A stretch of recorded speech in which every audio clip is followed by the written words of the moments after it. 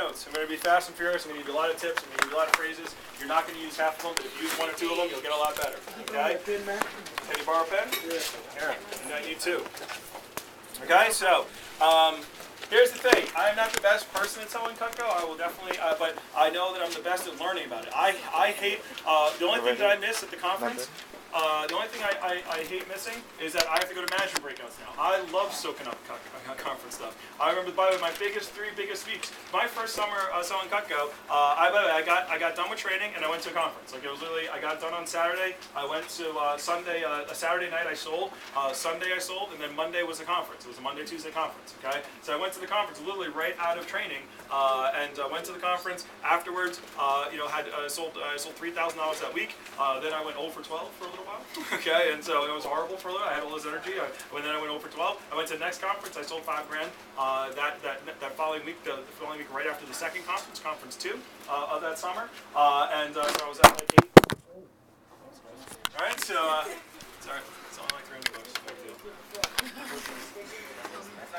Okay, so is this all running? Yeah. Yes, beautiful. All right. So and then that summer, I remember going to the last conference, and I went and I sold a black and white homemaker. Okay, right before I went to school, I was at $10,000, like $11,000. It was my last demo. I literally had my car packed. I was getting ready to go to football camp, and this little black and white homemaker. You know what a black and white homemaker is? The lady had a checkered floor and checkered everything. You know, her whole house was checkered. Okay, like the whole kitchen was checkered. So she wanted like 1 brown handle, 1 white handle.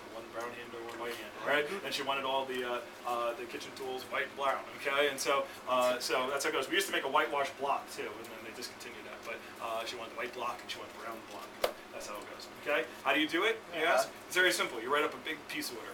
It sucks. It's as long as like 3 pages. But okay, because you have to write, you know, this thing in black, this thing in white. You want all the table knives, okay? 4 table knives in brown, 4 table knives in white. Okay, so I had to write that order up, but it was pretty cool because it was like an $900 order. I was at 30%. It was like, you know, $400 that I made right before I went back to college. Okay, which was really awesome. And so $400 in college is like $8,000. Okay, so anyway. So let me give you some tips on how to start your demo, okay? I'm just going to go through it, and I'm just going to go stream of consciousness, whatever is popping in my head, because I go to these conferences and I've taken notes. I found one of my old notebooks, okay? I think I take more notes at conferences than I did in college, okay? Just because I've learned so much. And so, so here's the first, when you start your demo, okay, you got to build rapport. People have to like you. If you have some of you that have been saying to me things like the customer at the end just said no, or the customer said like blah blah blah, you have to build rapport before you start your demo. When do you actually start the demo? As soon as you open it. No. No. They start the demo. Thank you. Okay. They start the demo. Okay. You don't start the demo until they say, all right, well, you want to get started? Okay. I don't start the demo until then. All right. I look for animals. Write that down. I ask about animals. I ask questions. The more they talk, the more they like you. The more you talk, the less they like you. Okay? If they talk a lot, they like you a lot. People like to talk. That's why I have this job. Okay? So the point is that, so you ask about animals, you ask about kids. I look around for pictures. I walk by a picture. Oh, wow, who's that? They have it on a wall for a reason. They want people to look at it.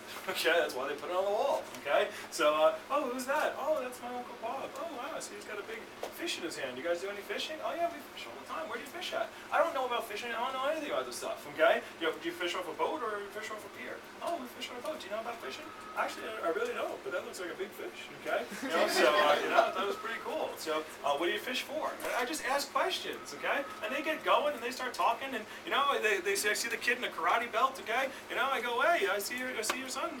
He does karate. How long's he been doing karate? Oh, he's been doing karate for like 3 years. I go, wow, how old is he? He's 8. Wow, so since 5 you've been taking him to karate? Wow, okay. And you just chit chat, okay. And after a while, I've had customers that, by the way, after a while they just go, you know, what did you come over for? Like, we were just hanging out. I'm like, oh yeah, you have to buy some of this stuff.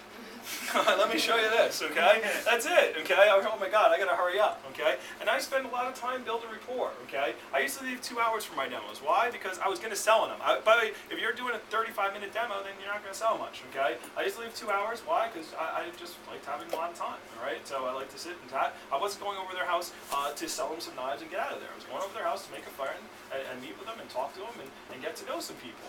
And by the way, at the end, if they bought some knives, great. Okay, so I'll teach you how to shorten your demo anyway. But so you let them talk when they finally say, "Oh, so you want to get started?" I go, "Yeah. Well, where would you like to? Would you like to sit in your dining room or in your kitchen?" I ask. By the way, that's an and/or question. I ask lots of those questions because I don't want to sit in their living room. Okay, so I say, "Would you like to sit in your dining room or would you like to sit in your kitchen?" So I give them choices, and so they're making the choice. Okay, and so we go into the kitchen. By the way, next thing, if they offer you something, take it. If they offer you a glass of water, if they say, "Would you like something to drink? Would you like something to eat?" You take it. You don't have to drink it, you don't have to eat it, but you take it. Okay? You say yes. I would love a glass of juice. I would love a glass of this. Okay? If you start off saying no to them, it's called the law of reciprocity. Okay? They're going to start saying no to you. Okay? Would you like something to eat? No. Okay? So you just all of a sudden you've set up a wall. Okay? So take whatever they're offering. Okay? If they offer you something, take it and say thank you. Okay? That's how it goes. And so. Anyway, so after you do all that, you don't have to eat it. You don't have to eat it, you don't have to drink it, you don't have to do whatever. Just put it on the table and just let it sit there. And then it's like, oh man, I gotta go, right? By the way, who's had a customer that's been chatting at the end and you're like, I gotta get out of here, and they just keep chatting and chatting, and you're like, oh my god, shut up, right? Let me help you how to get that done, okay? What you do is, so they're talking about their kid and this and that, and this is at the end. I'm already finished, okay? And they just want to talk. By the way, when I leave the house, it's like I'm going away on a voyage, okay? They're like, goodbye, you're like, oh, you know how to get out of here? I'm like, yeah. Like, okay, you sure? All right, do you need anything else? You got directions? You good? Oh, okay, bye. Okay, you do the here comes your bye thing. All right, bye, see ya, bye. All right, so that's how it goes. So the point is that so if they're taking up a lot of time, they're talking. I got another appointment to go. As they're talking, they're in the middle of talking. I look for a clock. I just go like this. I go, is that the right time? And they go, yeah. Why? I go, oh, I have something. I have another appointment later on. What? Go ahead, finish about your kid. And they go, yeah, I'm done. Okay? It immediately stops them, okay? I go, wow, I just look for a clock. Wherever they have a clock anywhere, I just go, wow. I go, wow, is that the right time? They're like, yeah. I go, Eastern Standard? They go, they're like, yeah. I'm like, oh, wow, okay. No, I got another appointment after this, but go ahead, go ahead, finish what you're saying. And then they stop, okay? So, yeah. All right, so that's how it works, okay? So that's how you cut them off, right? Just a little tip there, all right? Give you a little tips as we go on, okay? Okay, you start off the demo, you give them $1,000 shopping spree. By the way, I get them fired up about $1,000 shopping spree, all right? Some of you guys just give them the tree, you're not going to win. Okay? You gotta get them fired up about stuff, okay? By the way, you guys know that you have some cool stuff on here. Miss Jones, let me tell you about Cutco. Cutco's been on the Food Network, it's been on the Travel Channel, it's been a Made in America History Channel, Miss Jones, it's been on Modern Marvels. You ever seen that show, Modern Marvels? It's been on The Price is Right, okay? Or Price is Right. Oh, if they're like a fan of The Price is Right, they're like, it's been on The Price is Right. That builds instant rapport, okay? You gotta saw that stuff. Yeah, oh yeah, that does a prize that anybody to get on the stage. It's always on there, Mrs. Jones. It's pretty cool. And sometimes we go, yeah, I remember it, because it's on, they usually have it as a prize, every month. It's one of the prizes to get on stage. Okay, they do a galley plus 6. Okay, it's $6.86 if you're ever on a price. Okay, so that's how it goes. So we also been on Lifetime, Miss Jones. We've been on CNN, CNBC, Fox News, does on shows on us.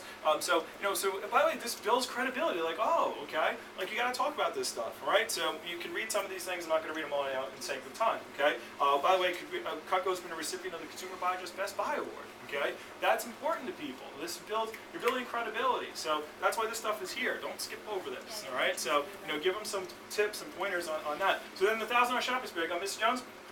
The cool thing about $1,000 shopping spree. Okay. By the way, since you and your husband are watching, you both get one. By the way, anybody have trouble getting the husband to watch? Yes. Okay, so let me help you with how to do that. Okay, so I go, Mrs. Jones. If there's somebody who can influence the buying decision, and they're somewhere around in the area, they have to watch the demo. Because if they don't watch the demo, they always walk in at the worst time. Like when you say 9:45. Okay, you say 9:45, they always stroll in, getting some water. Okay, and then there's like, 9:45 for what? Oh no, honey, you're gonna love these. We're gonna buy them. Are you kidding me? All right, and they always walk in right at the price. Okay, so I don't know how they have that. Someone they just do.